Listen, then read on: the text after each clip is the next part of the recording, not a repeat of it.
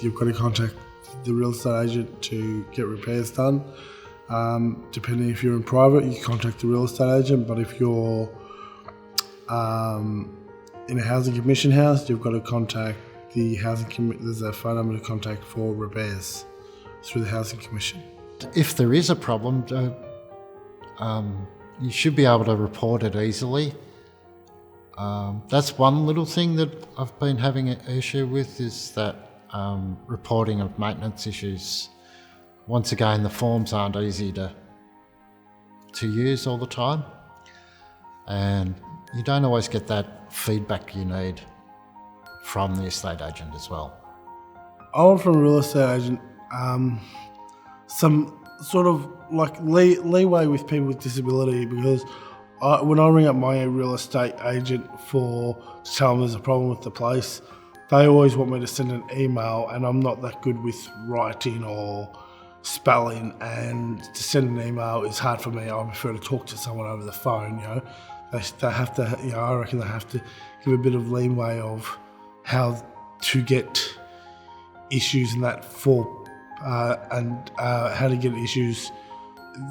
They should be able to take it over the phone instead of requesting an email to your property manager.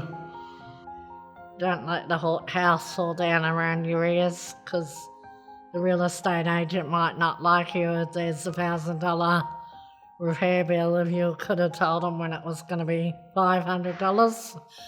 But, I think, people shouldn't think that people with disabilities are not going to be good tenants, because they're probably just going to be as good as anybody else if we're given a chance. I think renters need that sense of having that house as their own, as their place. That's something that they can be proud of.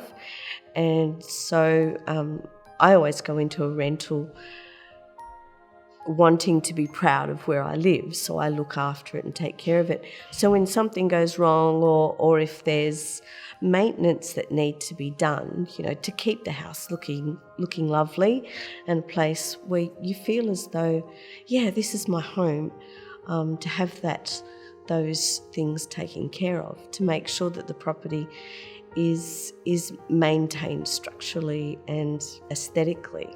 I mean, put it this way, there's only so much cleaning you can do on a property that isn't well maintained. So I think renters do need the privacy to think that this is my home, but also the assurance that what that home looks like matters to the landlord, to the person who owns that property.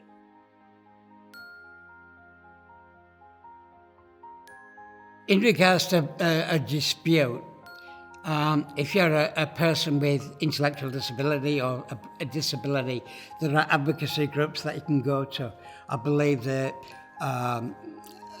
Disability Discrimination Act or something that, I don't know if it's still in existence or not, but there may be that you can go to, talk to support workers, talk to other people, talk to friends, whatever, about, I've got this dispute, what can I do? How do I get my point of my case across? So I've had friends who've been pushed out of their houses, a bit like I was, or by people who move in and just make it really difficult. But in this case, this person moved in and he actually intimidated me into signing Centrelink forms so he could get rent assistance, but then he never actually gave any rent.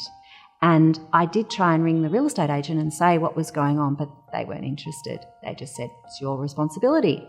And in the end, because he was also being quite aggressive and damaging the house and being quite verbally violent, and I actually had to take out an intervention order, which was a really, really, really difficult process, and I hope people don't have to go through that, but unfortunately we do. I had an experience a couple of years ago where I moved into a property and read the condition report. It was noted that there may have been things that needed to be done with the bathroom because of leaking pipes. I noted that, but I didn't realise, it wasn't disclosed to me how bad the situation was, and that the landlord was going to have tradespeople come in and be quoting on this job, and I had to be there to let them in.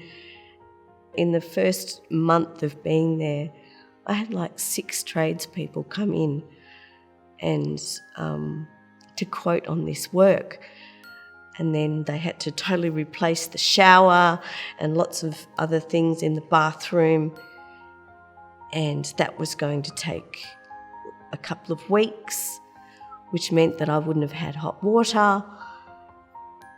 And I said to them, why didn't you do this work before you rented out this property? If you knew that this work was going to have to be done, why didn't you get it done before you advertised? And they were very non-committal about it. So basically we negotiated that I would go and stay with my children in their house and not have to pay rent on the property for a month while they did the work. But it was very, very inconvenient because it meant that I had to leave my house. I had to pack up some things to take to my children's house. Yeah.